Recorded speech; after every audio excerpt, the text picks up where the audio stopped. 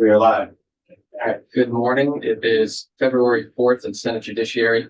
We're starting off with SR 21, which is a resolution regarding ICE and Operation Metro Surge and the statement from the Senate. We do have Senator Mahosky on the Zoom right now, and generally for resolutions, if there are senators who want to hear testimony to clarify anything, or there's things that don't make sense, we can get that testimony. Generally for resolutions, it's my opinion that if senators can read and understand what they're looking at, they can make a decision as to whether or not they want to support it. So those are my initial thoughts. Senator Norris or Senator Mahosky, any initial things you want to share regarding this? Senator Mahosky? No, I mean, I'm a co-sponsor on the resolution, so what it says is fine. I think the only thing I said to you in an email was it would be great to make sure that we've captured everyone who has been harmed, not just the most public people.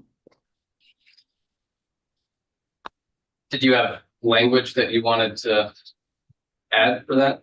I can certainly work on making sure I've got the most up-to-date numbers. I know at least a couple of weeks ago, it was at least, I think, 8 people, but I can see if I can track down up-to-date numbers and making sure that it is in connection to Operation Metro Surge and not sort of the larger picture.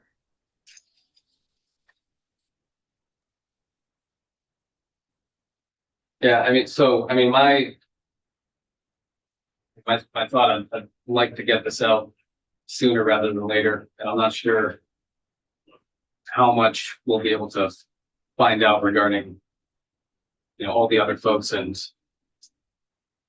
the details of what happened to them. I think, I'm not saying that we shouldn't address that as well, but I think that given the amount of information that did come out about the 2 individuals who were killed, whereas, because I wasn't even aware that there were others who were in similar situations as the 2 that are described in the resolution. But would you be able to get that by today? I can certainly try. Okay.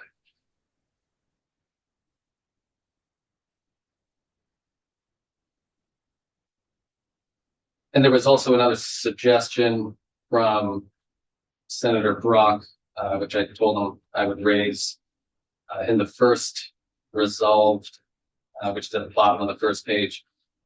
We wanted to add that based on initial and substantial evidence that the Senate of the state of Vermont unequivocally condemns the extradition villains. Are there any thoughts on that?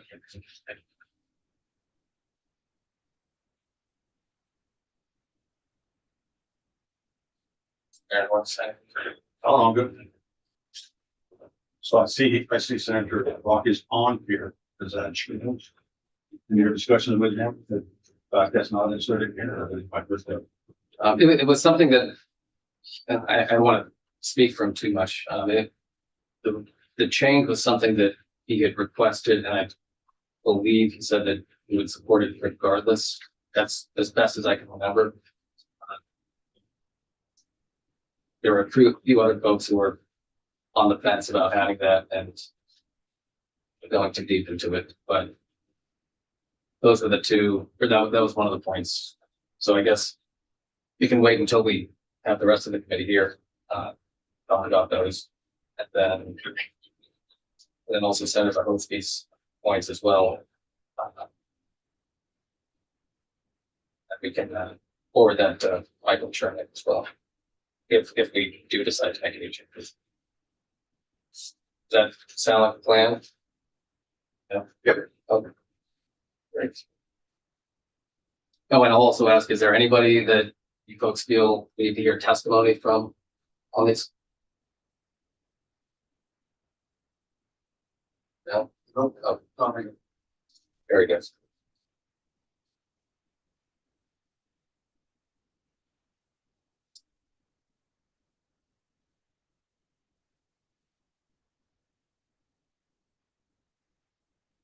Waiting for him and Tucker, right? So, Probably just me. Just- okay. Yeah, Tucker may stop in, but yeah, this okay, supposed to be from sounds good. Do you want to get started now or do you want to wait till 9:30? whenever you're ready. I'm ready. So, yeah, Thank you. Yeah, we can get started.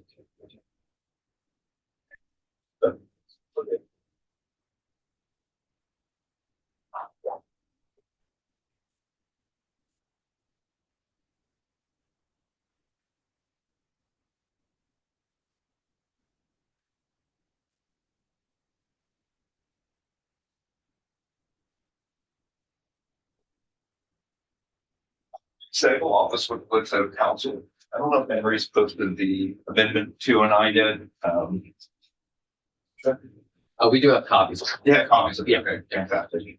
And if it's not online, it will be online soon.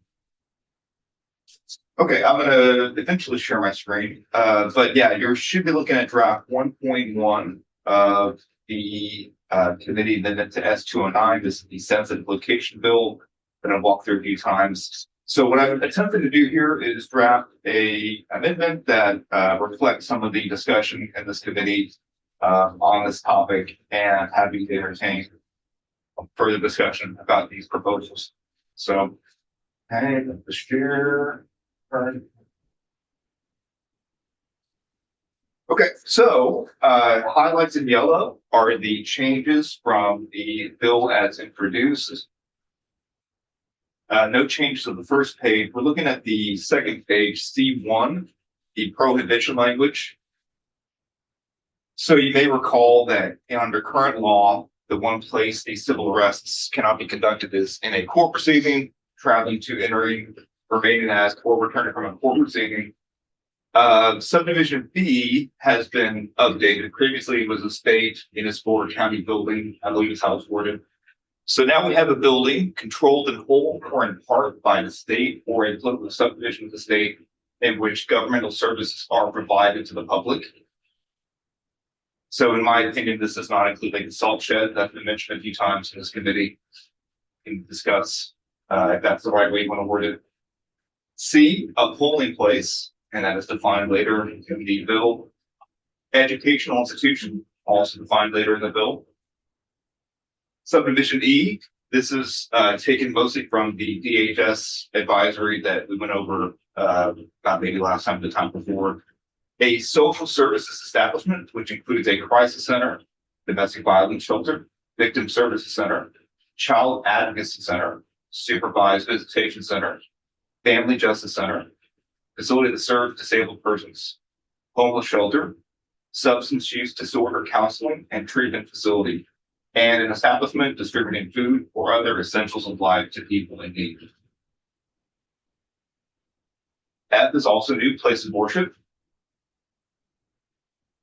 G is new, a facility that is regulated by the Child Development Division of the Department for Children and Families.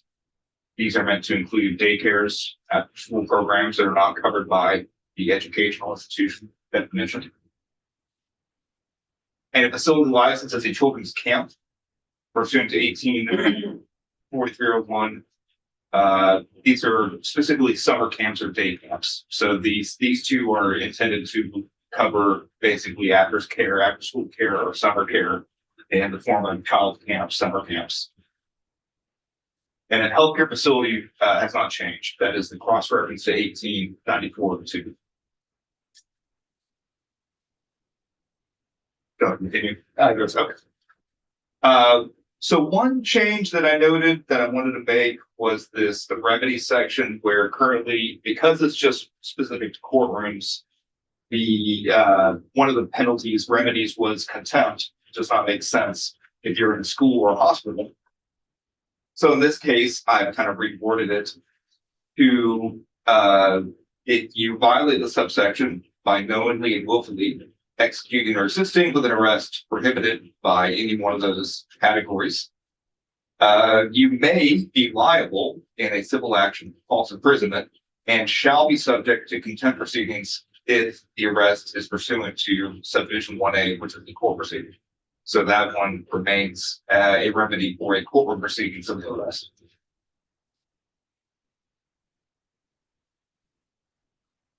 Page 4. The definition section. Civil arrest was previously defined as an arrest for purposes of obtaining a person's presence or attendance at a civil proceeding, including an immigration proceeding. So we have added what it does not include, and these are two things that colleagues in my office have brought to my attention. So one, temporary custody of a person pending a warrant pursuant to 187505, or holding a person for admission to a hospital for an emergency examination pursuant to 187504. These are mental health holdings.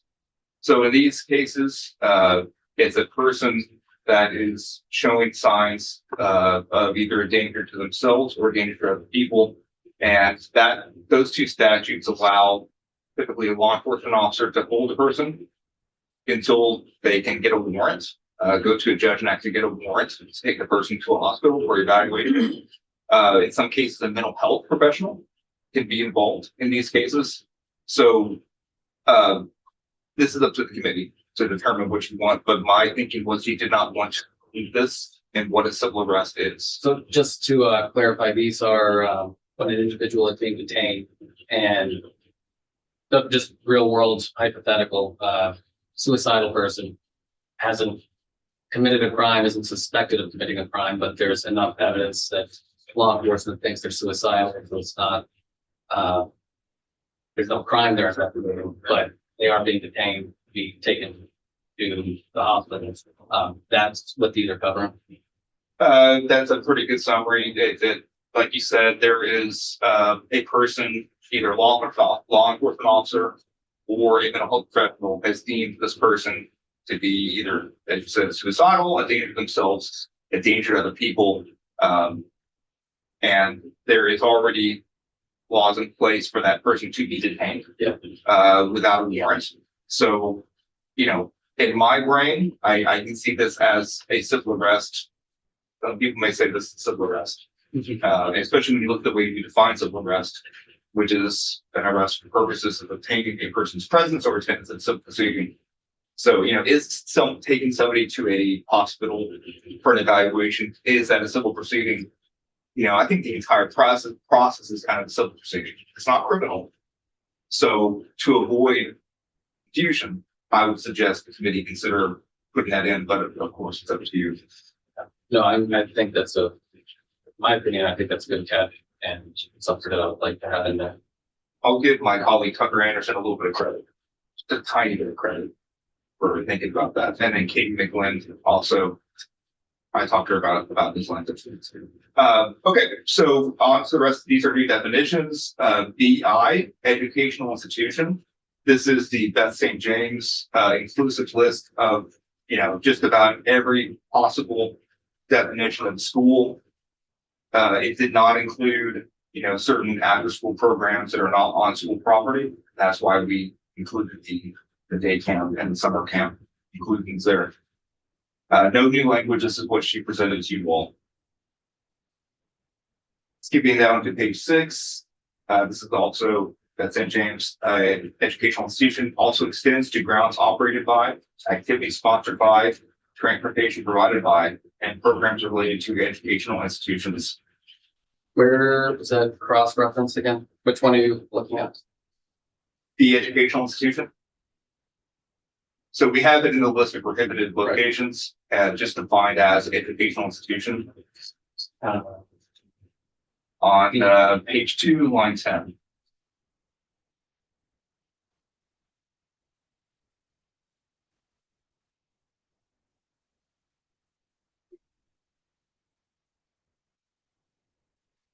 Where I think what I'm looking for is the regarding activities sponsored, oh, it's on page 6. Oh, yes, sorry, last page. Yeah. Oh, And then we have the polling place cross-reference, which is used in Title 17.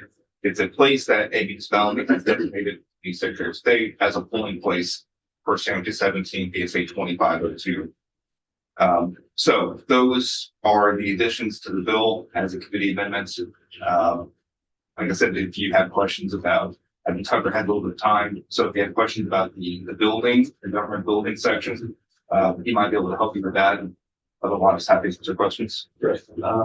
any questions for Rick? What we have? I'm sorry, I saw Senator Moses for then Senator Norris afterwards. Great, thanks. Rick, going back to the narrowing of the definition of state, county, and municipal buildings, I know we had kind of a longer conversation about what we were trying to capture, and I'm just wanting to make sure that that does capture that. Does that allow someone to attend town meeting, pay their taxes, come to the State House?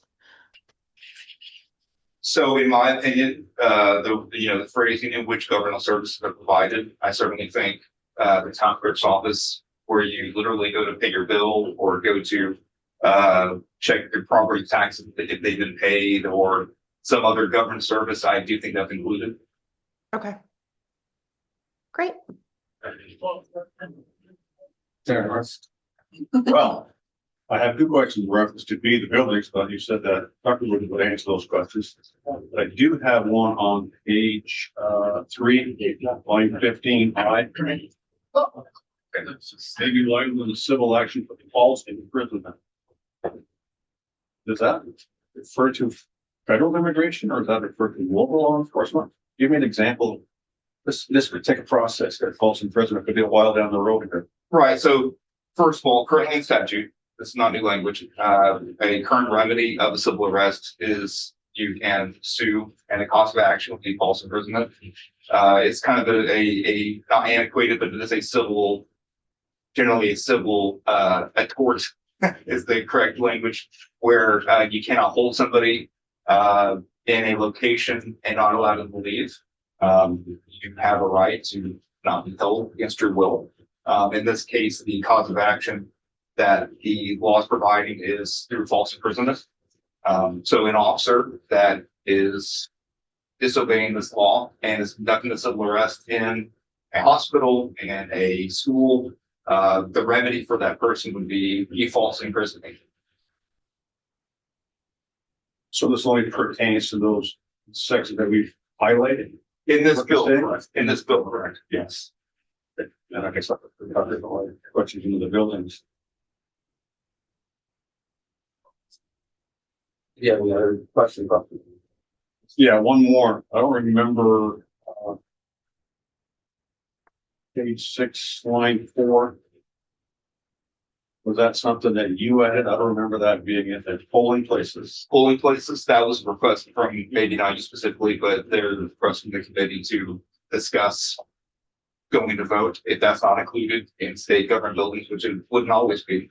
It could be in a church, it could be in any other place that obviously churches are covered here. But I guess to cover the gap in case it's in a place that is not clearly included in the list of sensitive locations. Oh, there's those link gaps left, or May not be. okay. Senator Moses, Yeah, I mean, Rick, largely, as we were trying to narrow the state, county, and municipal buildings, this fell kind of outside what that narrowing covered. So it sort of was part and parcel as we tried to capture what we meant by state, or what I meant by state, county, and municipal buildings. This got added as we narrowed the other aspect. So it was meant to sort of capture what I intended with state, county, and municipal buildings while not looping in, the salt sheds that I did not intend. So that is why this got added, was as part of that parsing out, what do we mean? Senator Moses. Yeah, well, Tucker's here anyway, so I'm just gonna ask this question on section B, on page 2.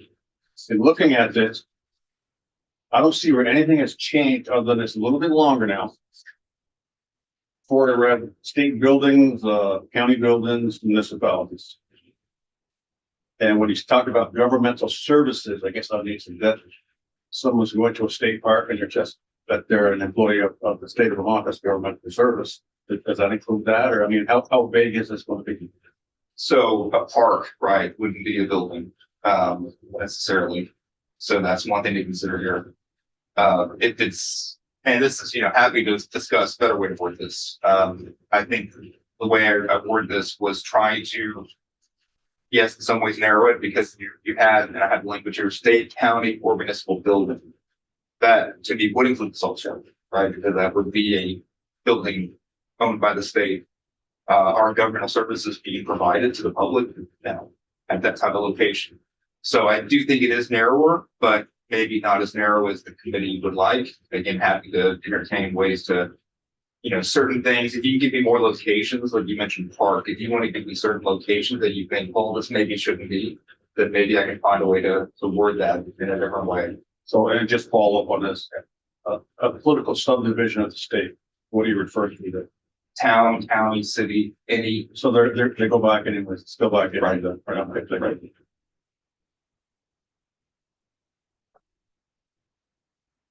For places of worship, just thinking about the phrase sincerely held religious beliefs or sincerely held spiritual beliefs.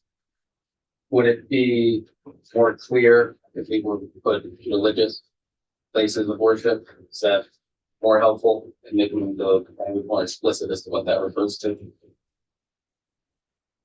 Is it more helpful? As far as is it more clear of what you're trying to include? I thought this was clear, but I would be curious what places would come up that are not clear in this definition. Is a really love a restaurant and you think of it as like your right. Yeah, I was just wondering. And we certainly, if you want to put sincerely held, I actually think it muddies it up a little bit. Yeah. Potentially. Right. You can.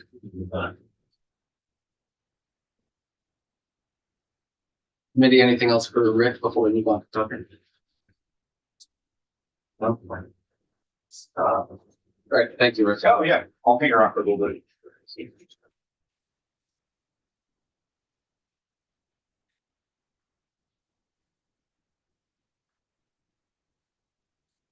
Hey, good morning, Dr. Anderson, Legislative Council at your disposal. Great, thank you. You heard the testimony earlier, so I heard the questions earlier, so I think seeking additional clarification and conversation about buildings.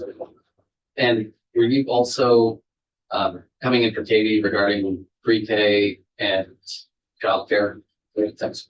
Thankfully, no, I stay at my wheelhouse of government operations. I'm always happy to converse and clarify as the committee desires.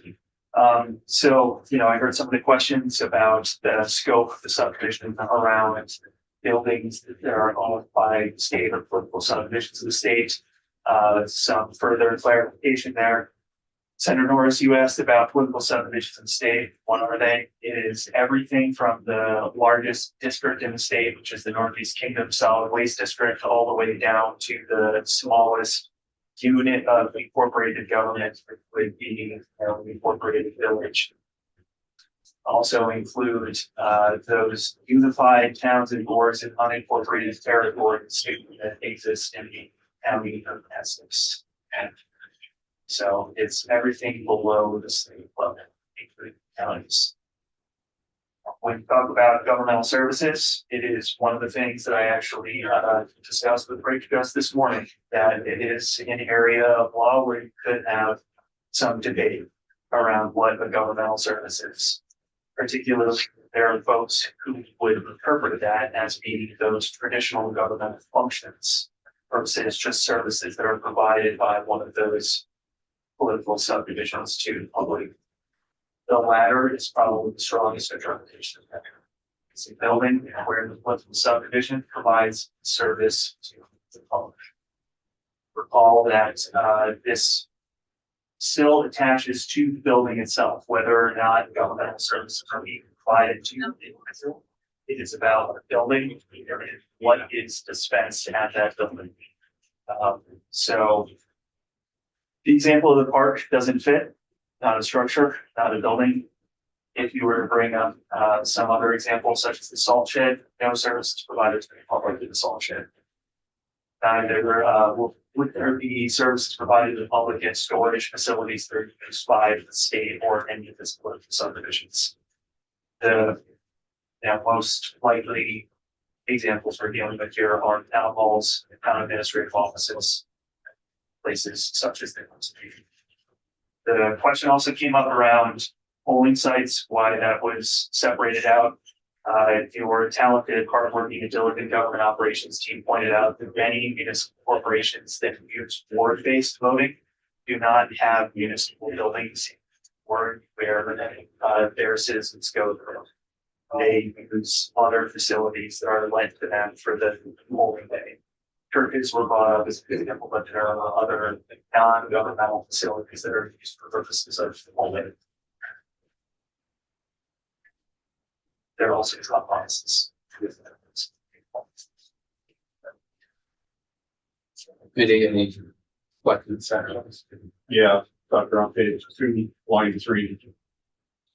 Prohibition of purchase to month, so the civil arrest while traveling to, entering, remaining at, or returning from it used to be just court proceedings. We say now it includes all of them. Basically, it includes personal residence, and that's what we also have is there. Right? Oh, it's going to be a sanctuary state, but this is a center for months, except the parks for the front buildings. Well, if you're on grocery shopping, going out to eat there, million other things that people do, they'll still be at fear for their liberty. 2 million, no, 1 million, yes, okay, I'll give you that. Yes. I think one of the questions we talked about last time, but didn't quite come to conclusion on is if there could be a radius. You do 100-foot radius, or if you just say coming to and from a courthouse, and then for the others saying remaining or I'm sorry. no, go ahead. I was just gonna say, I think if we have to and from radius that's needed, because we're actually covering way beyond the radius. You know, if I'm traveling from Burlington to a court appointment in Willis, that's all covered. Understood. That's if we said I was only covered 1,000 feet from the courthouse, I would be subject to arrest almost a whole day. You know what I mean? Yeah, I think though it enters the vagueness territory because I mean there are many places on this list, and you know, a person has to exist at some point in between going to from many different places. And so it's, you know, is it reasonable to say that, you know, somebody's planning to go to church later in the day, but they're somewhere totally different, and then gonna make a few detours along the way? Are they, yes, a frolic? Yeah. You know, are they still technically going to church or school or wherever it may be? And so I think keeping it applied, I mean, personally, I would like to keep it applied, but I think that making sure it's not constructively including basically the entire state and every moment of existence between going from point A to point B. Would need to be narrowed down. But Senator Bohosky. So I agree that I would prefer to keep it going to and from, and how do we navigate that with courthouses now? It has that language, and someone could theoretically have a court appointment at 4 p.m., get up at 8, go to the grocery store. At what point are they traveling? I mean, that already exists. And so how is that defined for courthouses? I don't see it as any different if I am taking someone to school or if I'm going to a medical appointment and I stop 6 times along the way, if that wouldn't apply to courthouses, it wouldn't apply to those other places.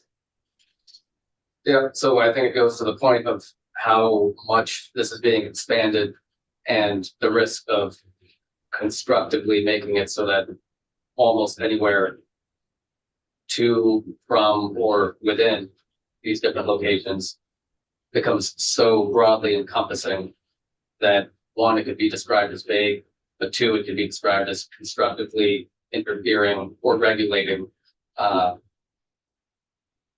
federal agents. That's the concern that I'm trying to clarify here.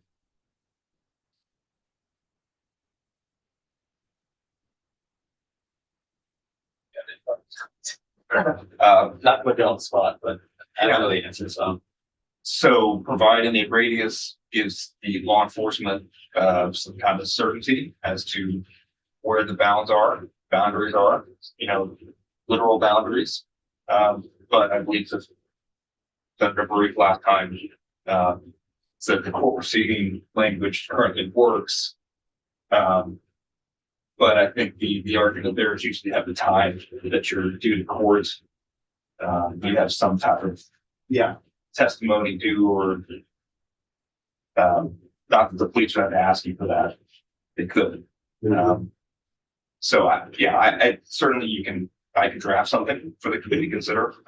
If you want to have all of these have a boundary, or just everything but the court proceeding, keep corporate in the way it is, and have these other ones have a boundary. It's really up to you all how you want to structure this, but quick question for Rick and for Tucker maybe. I know that this is all speculative and can't know until something's litigated, but as it now stands, it's a very expansive list of places. So we're going from courthouses now to, if you take social services establishment and all the educational institutions that are drawn in, as well as the other places. Now it's a very expansive list. Does the length of the list, would it conceivably figure against us in court?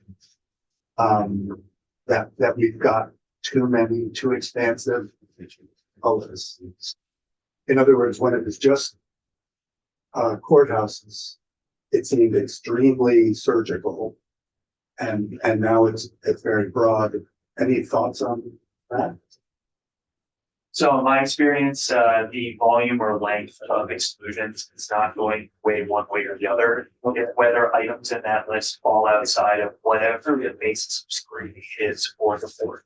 So is there some attachment between the policy and the rational basis or strict scrutiny basis for the exclusions? And once you have a departure from that, that is where the state's position is.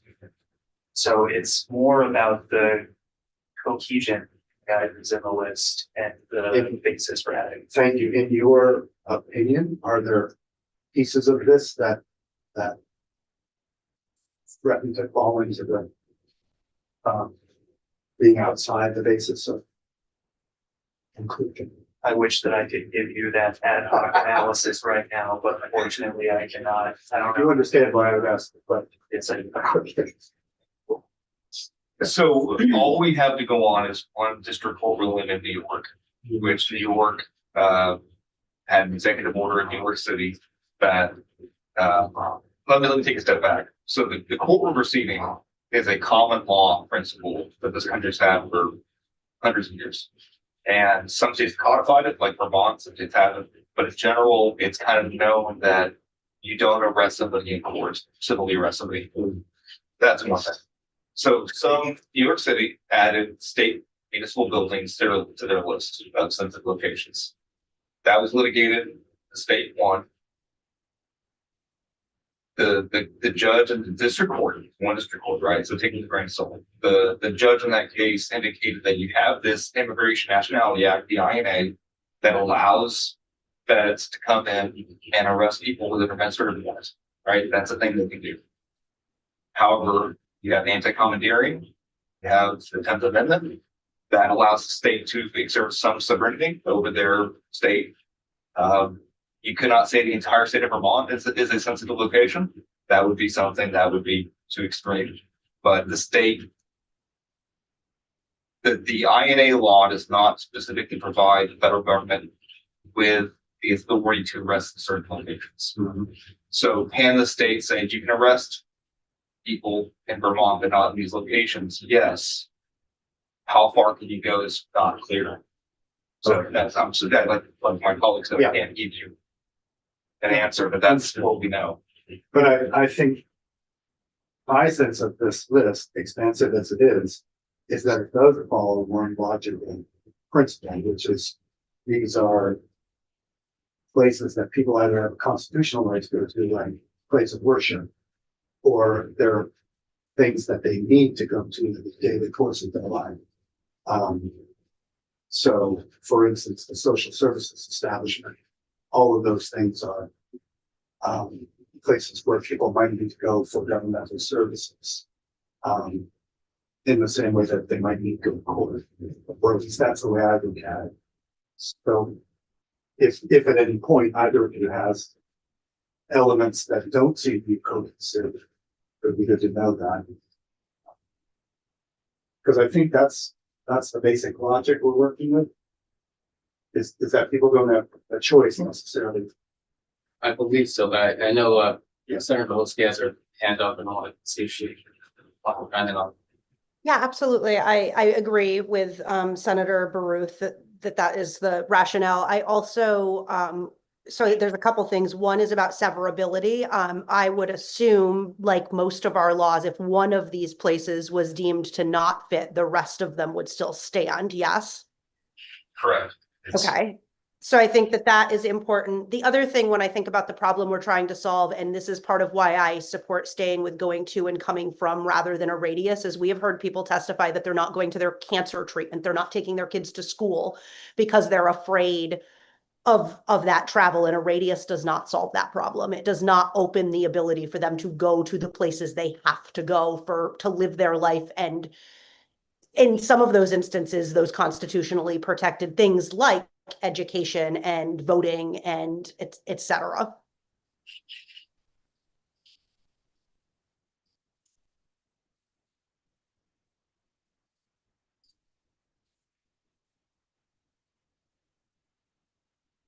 Any other thoughts, comments? Certainly. Yeah, I think, as Rick said, some discretion, if you were there, we're getting into a gray area. Because of the mass. Let's just stop talking about this, because the more we talk about it, the more places we add on to it here. So I think speaking of Constitution, I think there may be some constitutional issues here that we unforeseen constitutional issues that we can't see as far as telling the federal government what they can and can't do. It's such a broad spectrum of law here. I think it's way too large, way too big. I don't feel comfortable with that. So as you well know, I've told you about Section B to begin with. And I understand certain places we have in here, but the way this is written right here, I don't feel comfortable with this. So we're just doing the entire thing of a monitor. Are you pointing at the social services piece mostly thought? Well, it says an establishment distributing food or other essentials of life to people in need. We're in the Constitution to say that. Speaking of constitutional issues. Well, I don't think it says specifically, but basically we'll make the argument that we're protecting our semi-sovereign state right to protect their own people, healthcare, their spiritual rights, their, that they have a right to live and go about their lives and get the services they need without being harassed and detained. But yeah, I mean, what makes it feel expensive, I think, is the definition.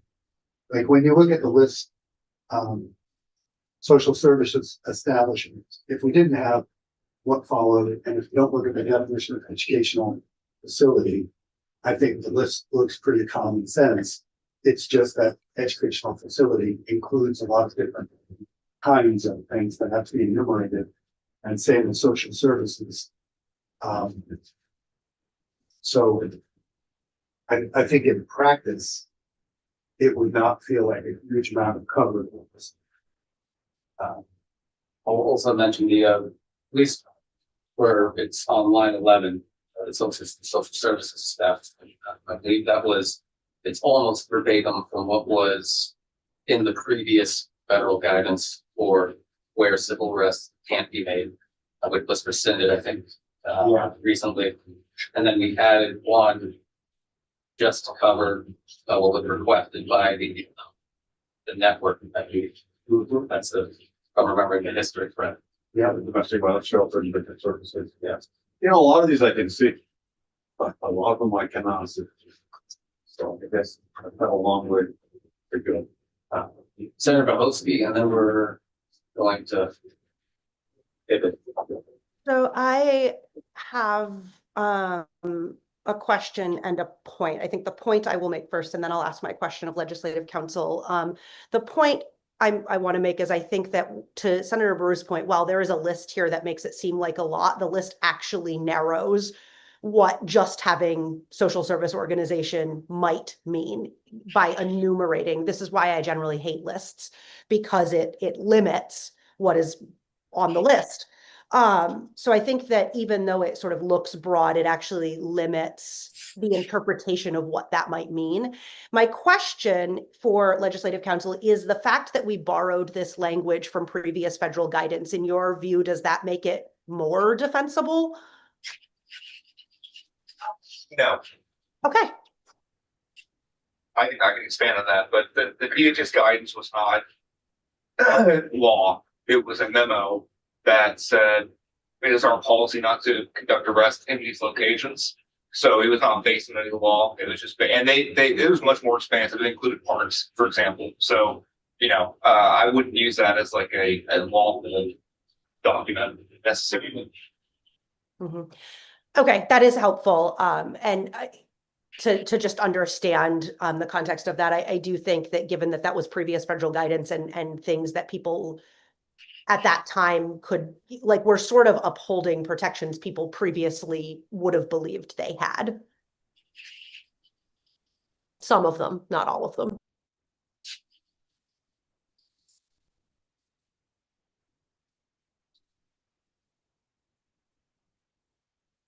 Thank you. Thank you all. Back to Senator Meadows, did you have anything to want to give to? Yeah, I was listening in on the way down. And I appreciate the child development division, those facilities being added in there. But like Senator Norris, B is really a sticking point for me. That is awfully vast, even though it's trying to be narrowed down. It just gets way too broad for my liking, if you will. Social services, I think it hits the point that we were doing last time, like you talked about last time. But really just that B, there's many ways to get your services done online, mail, things of that nature. Something cracking up there. But that, I think it's too vast for me to get. Thank you. Okay, thank you both. Jay, I just want to take 5 minutes real quick while we have a full committee. Go back to our resolution.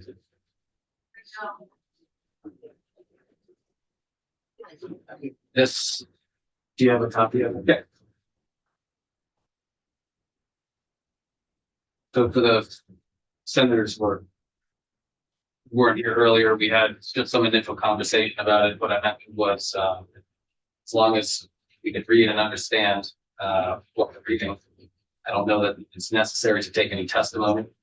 But if there are questions or need clarifications or requests for testimony, then we can do that. Is that did folks have a chance to read through this? I did. I think I have very dramatic. Of course. So on the second page, second resolve,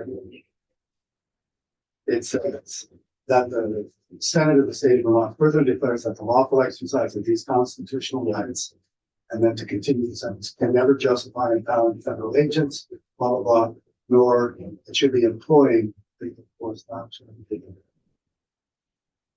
Just paralleling the verb structure of the previous clause. You know what I'm saying? Sure. I was gonna say. Yeah. Yeah. But other than that, I think it's very well written. And I agree with all of it 100%. Any other changes? Sarah Miles? I'm just curious what because I really don't know the answer. How often do we quote like an article in a resolution? Does it have, I don't know. I don't know. He does that, not every time, but I've seen that a lot of times when there's a resolution about a person, you know, honoring them, he'll run in quotes about them from you. That was a request from Senator Beck, to include that specific quote. So I was trying to. What's that? The Caledonia record, I didn't. Yeah. like normally, like I'm thinking of sports resolutions, you'll quote the paper, Yeah. you know, the team did X, Y, and Z. Right. And it's truly just a question on why that's in there for when this Vermont Senate is talking about all these other things. There was a request from Senator Brock, which I raised earlier, with on the first page, the first result at the bottom, where it says that the Senate of the state of Vermont unequivocally condemns the extrajudicial killings. Senator Brock had suggested, based on initial and substantial evidence, that the Senate of the state of Vermont unequivocally condemns. It's kind of on the fence about that initially. But I don't know. I think it's fair enough. You know, like, it's not untrue. It's just, it's a little more qualified than what we're saying. Yeah. Because we are still in early days on the investigation here. Even though we have videos that seem to show what's going on. Right. Remember, I don't like out there, I'm not in law enforcement or anything. So I hate to jump to a conclusion before more comes out. And I don't know if they're pulling out of this Metro surge already. I know there was rumblings about it. I don't know if they're actually doing it. Yeah, I got the got a notification 15 minutes ago that they're withdrawing a bunch of ICE agents from Minneapolis. So ideally, I'd like to get this out before it becomes a moot point. Yeah. That's my feeling. Senator Bohosky, you had made a request regarding 600 other individuals. I've sent a couple of text messages to people who have indicated that there are others, but you know, in the last 30 minutes, they have not gotten back to me. Yeah. How do you feel about the other changes mentioned based on the initial and substantial evidence of Senator Brock and the grammatical change from Senator Bohosky? I think the grammatical change makes sense. I have sort of, mixed thoughts on the other change. My sort of inclination is to make sure the grammar is correct and kind of leave it as is if we're not making other changes. But it's also very difficult to hear everyone but you, Mr. Chair. So I'm missing a huge portion of what's being said in the room. Got it. What Otter says matters. Yeah, that's good. Which is weird, because you're the furthest from Mike. Yeah, that might be part of it. Yeah, everybody else sounds like they're underwater and it is difficult to understand you. I can hear you, I just can't understand you. What were your thoughts on the based on the initial and substantial evidence? Is that, are you indifferent or does it cause problems, or are you fine with it? I You think said- I'm somewhat indifferent. I think I would support it either way. I think I sort of, yeah, I think I'd support it either way. With, so I'll also say regarding the 6 other folks, who were killed, I think. Right.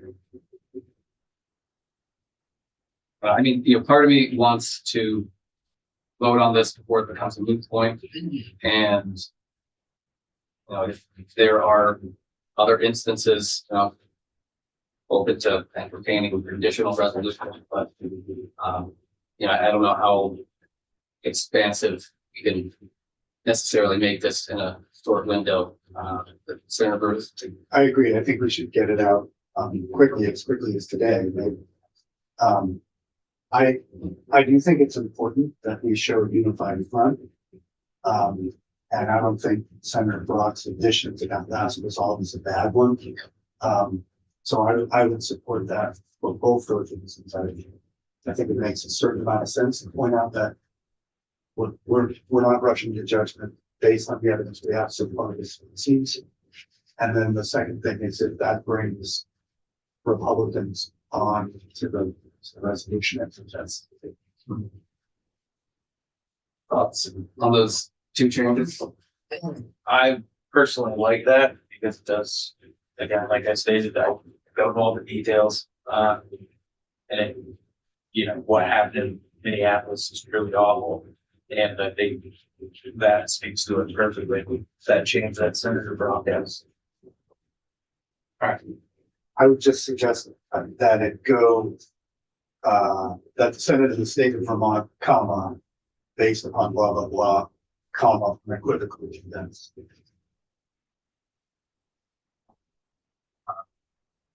Senator Noyes, are you fine with those changes? I was just going back here, if this is gonna soon become a moot point, and we're in such a hurry to get it out, why is that if it's gonna become a moot point?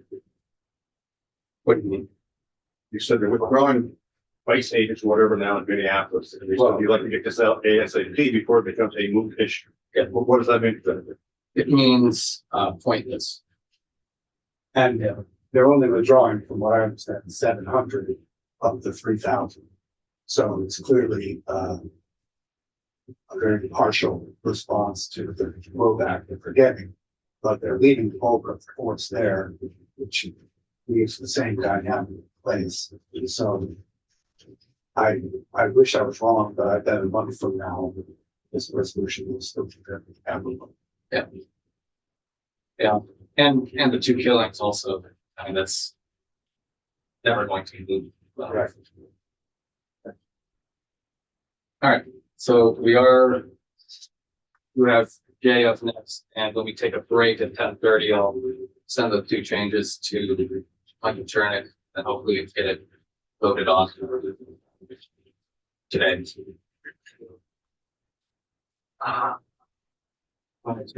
Jay, you want to do this?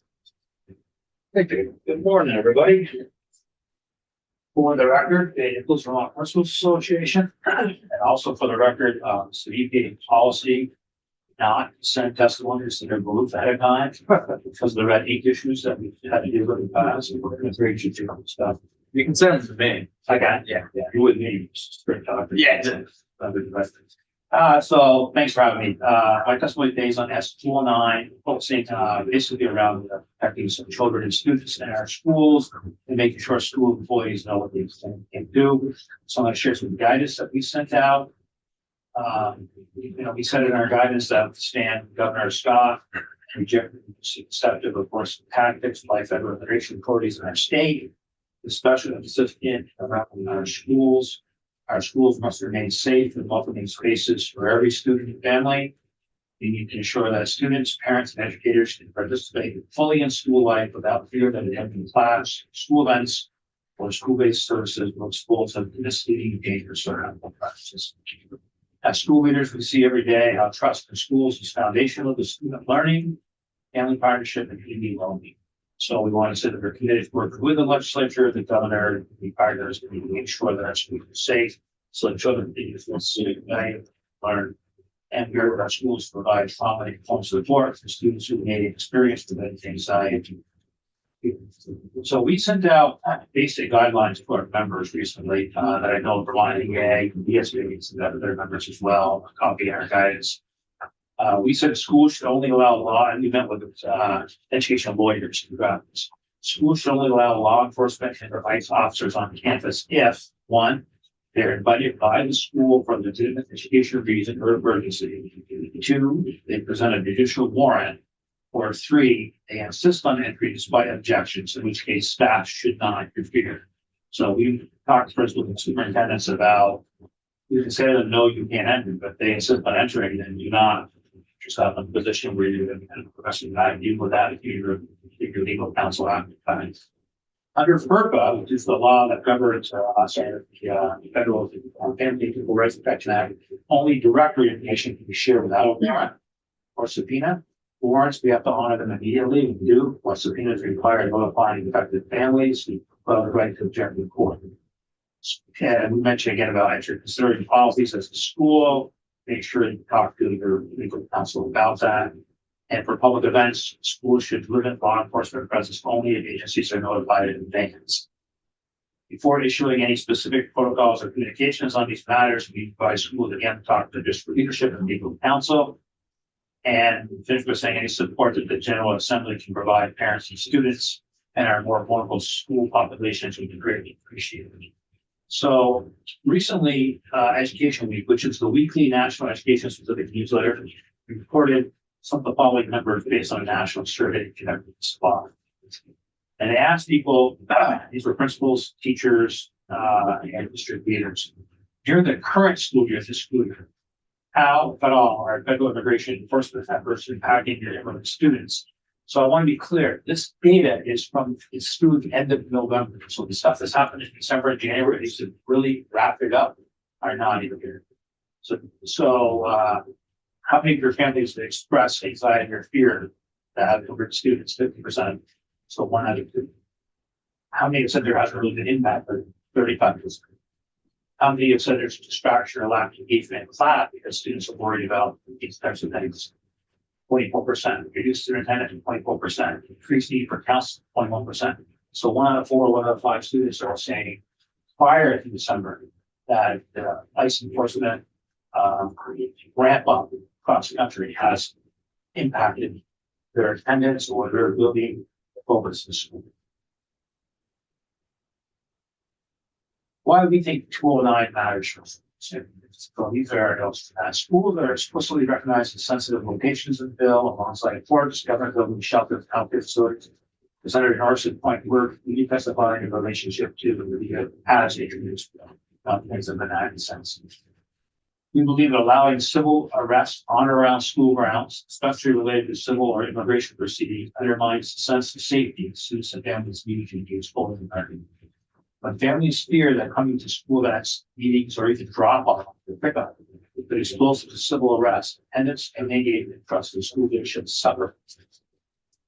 The impact on students and learning, any civil enforcement action on school grounds, even if technically civil, can be traumatic for children and adolescents and destabilize the school climate well beyond a single incident. S209, we've already seen that Champlain Valley School District and other places in Vermont. S209 helps ensure that students do not see their caregivers or community members taken away from school premises. Civil matters. This will help reduce anxiety and distress in the learning environment for students. For our vulnerable students, such as those in emergency housing, or whose families are already navigating complex legal or immigration processes, knowing schools are protected, safe places is essential for the regular attendance and mental well-being. Another point we think is important, clarify what S209 does and does not do. The bill does not interfere with criminal law enforcement. It explicitly preserves arrest and judicial warrants and court orders, arrest for contempt, and actions needed to maintain order and safety in school. School principals can have their law enforcement come in and arrest somebody or submit the property. This doesn't take that length. It's narrowly targeted towards civil unrest, defined as arrest to secure someone's presence at a civil proceeding, including immigration proceedings, routines, safety responses, criminal investigations, and emergency interventions still remain fully available. So for principals, this clarity is helpful. can say to our families, our campuses are protected from civil arrest actions. And that way we don't have to have parents feel that it's off for them. And at the same time, we can say to other parents, police will be here for legitimate public safety, school resource officers, or calling local law enforcement as necessary. S2 supports vulnerable families and shelters. Just wanted to touch on this because we have a pretty substantial homeless population in Vermont now. We have more kids that are homeless. 2,000 students are now homeless in Vermont. That's the highest I've ever heard in my career. Yeah, so maybe 80,000 kids, 2,000 are homeless. That's pretty scary. So many of those are having interactions with shelters. So you don't want to have that be a barrier to come to school. We also think that, I'm a little bit of a law and order person, but we think that this still preserves accountability and trust in our institutions. The bill has real consequences, contempt of court, civil liability for somebody who's, engaging in prohibiting civil arrest, as well as a private right of action. So if somebody's actually doing something they're not supposed to do, the attorney general can step in. We think that's important. We like the idea that school leaders can say the schools are a sensitive location, that there's a designation that's not just symbolic, that families' rights can be protected. And by clearly stating that other rights and remedies are preserved, and by excluding actions taken by the judiciary to maintain public safety and liability, we think the bill balances civil liberties with institutional needs. And then finally, Vermont principals are responsible for safeguarding not only academic outcomes, but also formally the physical and emotional safety of students, especially if they're needing care, where we basically serve as the parent and absence of the parent. S2 strengthens our ability to say to families, especially those that are already under duress or decisions, that come to school for conferences, IEP, sporting events, days of attendance, performances in the band, chorus, that they're safe there. They don't have to report without one of these situations happen. So we would request that you do support S209 once you've worked out the constitutional issues that you were just discussing before our present month, so that we can continue to operate as trusted, welcome environment for all students and families in the state. That's my testimony. So if you have any questions, you can ask. Thank you, Jay. You're very welcome. I think my ed committee had on, is there anything in the bill that you think would increase the workload, administrative or otherwise, for teachers, staff, or anybody else in the schools? I really don't think so. I think they've given them pretty clear guidance. So again, they can say to law enforcement that comes in, this is civil proceeding, you can't do this here. Law enforcement system big anyway. We're advising them that, by the way, let law enforcement do what they'll do, and then we'll involve our district lawyers, working with the state's attorney or attorney general. I think the remedy there might come after that. So I don't see it necessarily creating extra work. Maybe some for our counselors and principals in terms of making sure parents understand their rights. But it's work that I think we need to engage in so that it's safe to come into our schools. We're already here to go, but students and folks from places that are not in school. That's what's serious issues. Yeah. Senator Bruce. Yeah, I just wanted to point out something that's obvious once you think about it, but we have masked agents that are not identifying themselves. That's another bill, 208. Yes. So you have masked agents who are armed coming into a school building where it is prohibited to bring guns. They're not marked as law enforcement aggressors. So the assumption I would think would be, if you're a school resource officer and you happen to be there, that these are people who are not identifying as law enforcement. They are armed. There's a state law against that. So it seems like you set up an inevitable clash if you're insisting that they're masked, armed, and unidentified, and send them into a place where we specifically by state law prohibit guns. So this seems likely to de-escalate that situation. So be told. One would hope. Yeah. So I just think people haven't quite brought to consciousness, if ICE agents go into a school, how do you know it's not two right who are just walking in and grabbing a kid, or two people who are out to shoot up the school who know that now they can, wear a face covering, right, and a tactical gear that they can get on the internet, and they can get right past all of the security. So That's certainly a concern, and we're also concerned, I mean, I don't want that's my go away. But we're also concerned around the training use. Yeah. When the two school districts that, the two high schools that I was superintendent for about a decade, when we went to school resource officers in those buildings, we had an outstanding sheriff who made sure that people were properly trained. And so we had a good feeling that people knew what they were doing. Have somebody come in that's not trained in de-escalation skills, doesn't know how to work with kids, comes through the door, that scares us. and what we're seeing in all of these videos is the lack. That sheriff is right there, by the way. Oh, okay. But, you know, we see a lack of training and you see them immediately doing the things they should be trained against. So for instance, in the street, immediately walking in front of a car with a driver in it, all of their guidance says, don't do that. They do it and then people wind up dead, because they're poorly trained and overly privileged in what they're allowed to do. And the masks are scary. I'm not gonna lie, you can see people coming with masks, it's scary. Yeah, well, especially with, again, mass shooter trainings. And Training them all the time to avoid people like that. right, exactly. Sarah Morris. Yeah, sorry, are we on 208 or 209? Whichever one you want to talk. I'm not going on tool, I answer questions. I realize I that. can. So, first of all, this is one portion of the bill I'm strongly in favor of as far as any individual who go into a school. Appreciate that. Without, so I do appreciate that. I want to protect our youth, I have grandchildren, so forth, everybody's students. This is one portion, but the question that I had, Dave, was, will you give us these page 3?